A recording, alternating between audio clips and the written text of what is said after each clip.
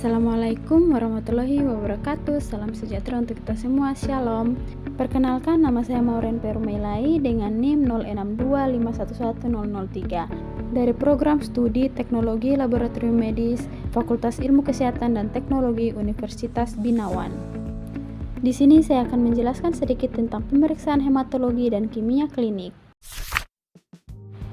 Ada yang tahu nggak apa sih pemeriksaan hematologi dan apa yang dimaksud dengan pemeriksaan kimia klinik? Kira-kira alat dan bahan apa yang digunakan dalam pemeriksaan tersebut ya? Yuk kita bahas satu-satu. Hematologi adalah pemeriksaan laboratorium yang mempelajari tentang sel darah dan komponen-komponennya.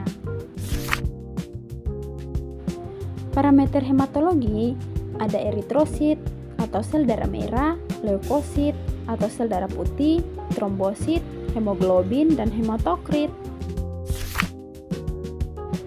Adapun tujuan pemeriksaan hematologi yaitu yang pertama menegakkan diagnosis penyakit darah, yang kedua menilai kondisi umum pasien, yang ketiga memantau terapi, yang keempat deteksi dini penyakit, yang kelima evaluasi perdarahan atau pembekuan. Contoh pemeriksaan hematologi yang pertama pemeriksaan LED metode Westergren. LED atau laju endap darah atau ESR erythrocyte sedimentation rate.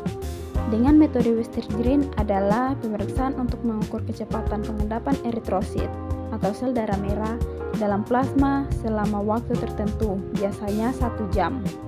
Alat dan bahannya yang pertama yaitu rak Westergren, yang kedua tabung Westergren, yang ketiga pushball, yang keempat mikropipet, yang kelima tabung reaksi. Bahannya ada NaCitrat dan juga sampel EDTA.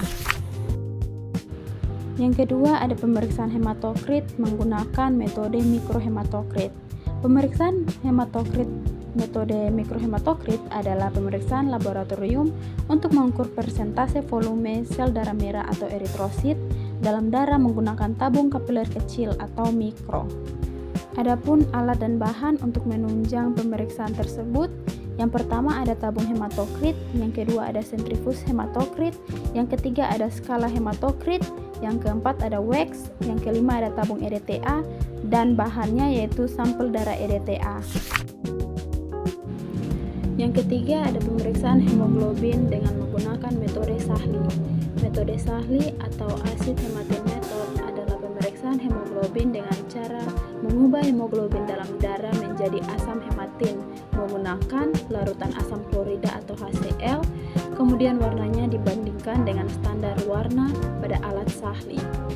Alat yang digunakan yaitu yang pertama ada tabung Sahli, yang kedua ada skala tabung Sahli, yang ketiga batang pengaduk, yang keempat aspirator, dan bahannya ada HCl dan juga sampel darah EDTA. Berikutnya ada pemeriksaan hitung jumlah sel dengan menggunakan metode hemositometer. Pemeriksaan hitung jumlah sel metode hemositometer adalah metode laboratorium manual untuk menghitung jumlah sel dalam suatu sampel cairan, biasanya darah, menggunakan alat khusus berupa kamar hitung yang disebut hemositometer di bawah mikroskop.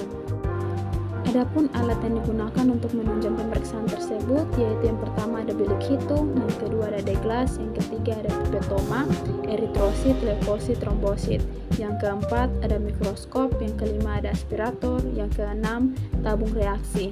Bahannya yang pertama reagen HM untuk eritrosit, yang kedua ada reagen Turk untuk leukosit, yang ketiga ada reagen amonium oksalat 1% untuk trombosit, yang keempat ada sampel darah EDTA. Yang terakhir ada pemeriksaan SADT menggunakan metode slide. Pemeriksaan SADT metode slide adalah pemeriksaan untuk mendeteksi adanya antibodi atau antigen dalam darah menggunakan teknik aglutinasi atau penggumpalan yang dilakukan di atas kaca objek atau slide. Oke, selanjutnya kita akan membahas pemeriksaan kimia klinik. Pemeriksaan kimia klinik adalah pemeriksaan laboratorium yang menganalisis zat kimia dalam darah, serum, plasma, atau urin untuk menilai fungsi organ dan kondisi kesehatan tubuh.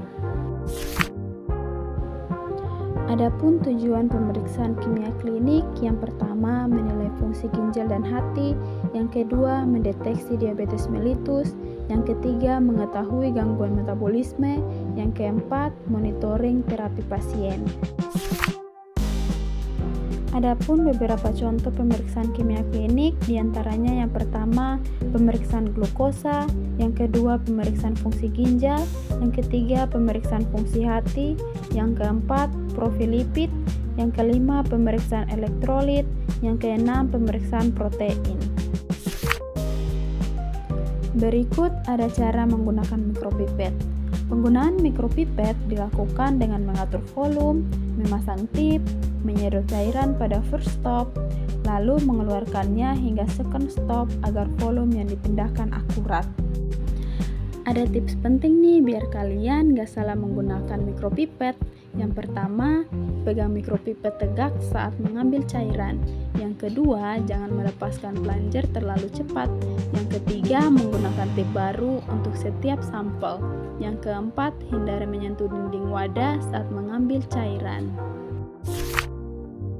Simpulan dari saya, pemeriksaan hematologi dan kimia klinik sangat penting karena dapat membantu diagnosis, pemantauan, dan pencegahan penyakit.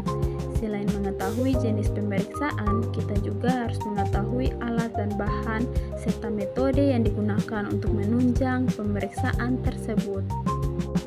Sekian video dari saya. Thank you for watching.